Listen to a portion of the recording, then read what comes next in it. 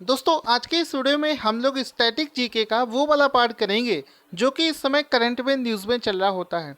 क्योंकि करंट में चल रहे स्टैटिक जीके के टॉपिक एग्जाम में सबसे ज़्यादा पूछे जाते हैं।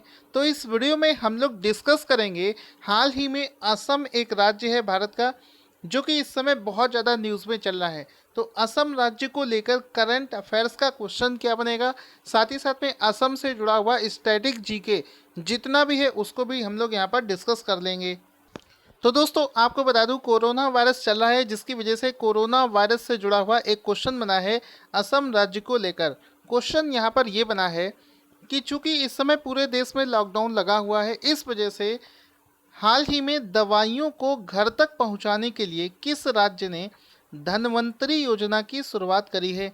तो इसका राइट आंसर हो जाएगा ऑप्शन नंबर सी, असम इसका राइट आंसर हो जाएगा। हाल ही में असम राज्य के मुख्यमंत्री ने अनाउंस किया है कि राज्य में मेडिसिन को घर तक पहुंचाने के लिए एक योजना की शुरुआत करी गई है जिसको धन्वंतरी योजना के नाम से जाना जाता है।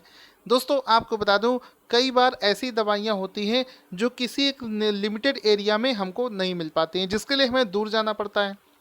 अब चूंकि इस समय लॉकडाउन का माहौल चल रहा है, इस वजह से ऐसे समय में अगर आप दूर जाकर दवाई लाते हैं तो आपको पुलिस उचित दंड दे सकती है। इस केस में क्या है कि आप ऑनलाइन दवाइयों का ऑर्डर कर सकते हैं इस धन्वंतरी योजना के द्वारा, जिसके द्वारा आपके घर तक दवाई पहुंचाई जाएगी।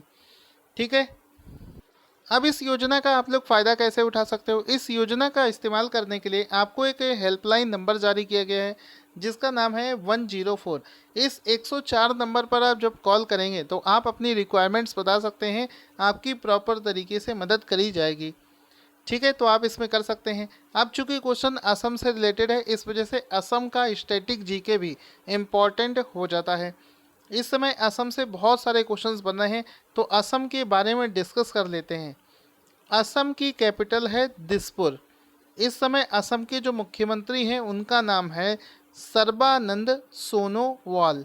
ठीक है, इनका एक फ़ोटो भी आपको दिखा देते हैं। ये हैं सर्बानंद सोनोवाल जो कि असम राज्य के मुख्यमंत्री हैं। इसके अलावा इस समय असम राज्य के गवर्नर कौन है, एग्ज़ाम में अक्सर पूछ लिया जाता है। यूपी, एमपी और राजस्थान का गवर्नर सभी को पता होता है, लेकिन ये जो नॉर्थ ईस्ट के स्टेट्स हैं और साउथ के स्टेट्स हैं उनके गवर्नर का नाम हमें अच्छे से पता होना चाहिए। तो असम के जो गवर्नर हैं उनका नाम है जगदीश मुखी। इनका एक फ़ोटो भी आप यहाँ पर देख सकते हैं, जगदीश मुखी का फ़ोटो आपको यहाँ पर दिख रहा होगा। इसके बाद में देखो असम राज्य में कौन कौन से नेशनल पार्क हैं, अक्सर एग्ज़ाम में पूछा जाता है। जैसा कि सबसे ज़्यादा अगर कोई चीज़ पूछी जाती है तो वो ये मानस नेशनल पार्क कहाँ पर है, तो ये असम राज्य में स्थित है। इसके बाद में काजीरंगा नेशनल पार्क कहाँ पर स्थित है, असम में स्थित है। फिर है ओरंग नेशनल पार्क, ये भी असम में स्थित है। डिब्रू सैखोवा नेशनल पार्क ये भी है। नामेरी नेशनल पार्क, ये सभी नेशनल पार्क असम राज्य में स्थित हैं। मोस्ट इम्पॉर्टेंट है, एग्ज़ाम में पूछे जा सकते हैं।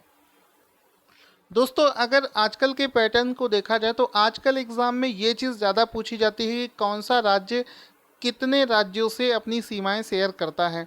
तो यहाँ पर देखो, यहाँ पर एक लिस्ट मैंने आपको शो कर रखी है। असम राज्य जो है वो कौन कौन से राज्यों को उनका बॉर्डर टच करता है वो यहाँ पर आप देख सकते हैं। अगर इसी को हम लोग मैप में देखना चाहें तो यहाँ पर आप देख सकते हैं कि असम राज्य जो है अरुणाचल प्रदेश को टच करता है, नागालैंड को टच कर रहा है, मणिपुर को टच कर रहा है, मिजोरम को टच कर रहा है, त्रिपुरा को टच कर रहा है, इधर में ये देखो मेघालय को भी टच कर रहा है। ठीक है, तो ये सभी स्टेट्स हो गए। और कौन कौन से अलग दूसरे देश को टच करता है, भूटान देश को देखो टच कर रहा है, बांग्लादेश को टच कर रहा है। यानी कि अगर आपसे एक प्रश्न पूछा जाए असम जो है कितने देशों को सीमाएं शेयर करता है, तो ये दो देशों को सीमाएं शेयर करता है जिसका नाम है भूटान और बांग्लादेश। फिर अगर आपसे पूछा जाए कि असम राज्य जो है कितने राज्यों से सीमाएं टच करता है, तो असम जो है ये 7 राज्यों से अपनी सीमा को शेयर करता है। उनमें से किसी भी राज्य का नाम अगर आपसे पूछा जाए तो आप बता सकते हो, क्योंकि मैंने आपको बहुत अच्छे से बता दिया है।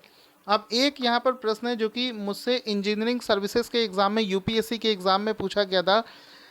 उसमें एक प्रश्न पूछा गया था कि क्या पश्चिम बंगाल असम राज्य को टच करता है। तो जब आपके सामने ये क्वेश्चन आएगा तो आप मन में इमेजिन करोगे कि यार पश्चिम बंगाल तो यहाँ पर है और असम आपने सुना था यहाँ पर है, तो इन दोनों के बीच में तो बांग्लादेश पड़ता है, तो ये दोनों एक दूसरे से टच नहीं कर रहे हैं। लेकिन ये बिल्कुल गलत है। इसका सबसे ज़्यादा कन्फ्यूजिंग क्वेश्चन यही है, किसी भी राज्य के बाउंड्री का क्वेश्चन आएगा तो यही वाला प्रश्न सबसे ज़्यादा पूछा जाता है।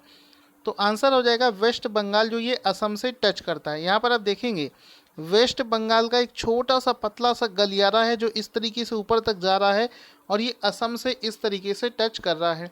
बिल्कुल अजीब प्रकार का है, लेकिन ये वहाँ पर असम को टच कर रहा है।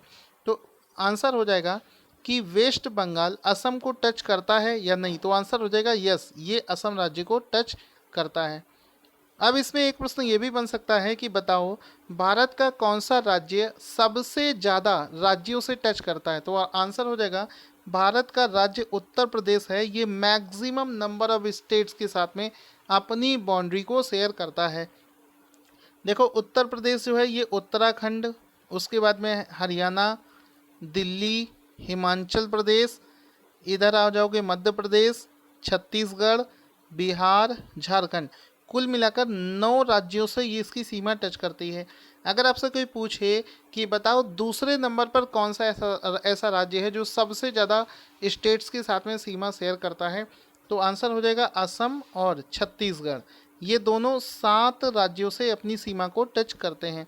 तो आई होप आपको बहुत सारे क्वेश्चंस का आंसर यहाँ पर मिल गया होगा। अब इसके बाद में देखते हैं असम का राजकीय पशु कौन है। तो यहाँ पर आप इसका फोटो देख सकते हैं। असम का जो राजकीय पशु है वो है एक सींग वाला गैंडा, जिसका नाम होता है राइनोसॉर्स यूनिकॉर्निस। यूनिकॉर्निस का मतलब होता है एक सींग वाला। तो ये एक सींग वाला गैंडा जो है ये असम का राजकीय पशु है। दोस्तों अगर आप हमारे करंट अफेयर्स के नोट्स लेना चाहते हैं तो वीडियो के डिस्क्रिप्शन में आपको लिंक मिल जाएगा, जहाँ पर क्लिक करके आप उसको ले सकते हैं। फिर एक प्रश्न बनता है कि असम का राजकीय पुष्प फूल कौन सा है। तो आंसर हो जाएगा द्रौपदी माला, जिसको इंग्लिश में बोलते हैं फॉक्स टेल्ड ऑर्चिड। फॉक्स का मतलब होता है लोमड़ी, टेल्ड का मतलब है पूंछ। लोमड़ी की पूंछ जैसा एक फूल होता है। यहाँ पर आप देख सकते हो ये पूंछ की तरीके इस तरीके से देखो नीचे तक गजा हुआ है। ठीक है, तो फॉक्स टेल्ड ऑर्चिड जो है ये वहाँ का राज्य पुष्प हो जाएगा। उसके बाद में है असम का राजकीय वृक्ष कौन सा है। तो इस वृक्ष का हिंदी में नाम है होलांग, जिसको इंग्लिश में बोलते हैं डिप्ट्रोकॉर्प मैक्रोरपस, ये इसको बोलते हैं। ये इसका फोटो भी आप यहाँ पर देख सकते हैं।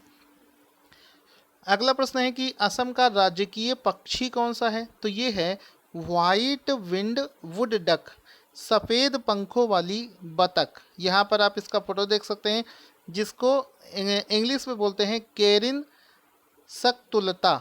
ठीक है, ये वाइट विंड, ये विंग यानी कि सफ़ेद पंखों वाली ये जो बतख है ये असम का राज्य पक्षी है। तो ये इसका आंसर हो जाएगा। ठीक है, अब दोस्तों आपको बता दूं इसी तरीके से जिस तरीके से आपने ये स्टैटिक जीके पढ़ा है, इसी प्रकार से आपको हर एक वीडियो में ये ऐसे स्टैटिक जीके को डिस्कस हम लोग करेंगे जो कि इस समय करंट में ज़्यादा से ज़्यादा न्यूज़ में चल रहा है। अगर आपको वीडियो अच्छा लगा हो, आप चाहते हैं ऐसे और भी वीडियोस देखना, तो वीडियो को ज़्यादा से ज़्यादा शेयर करना ना भूलें।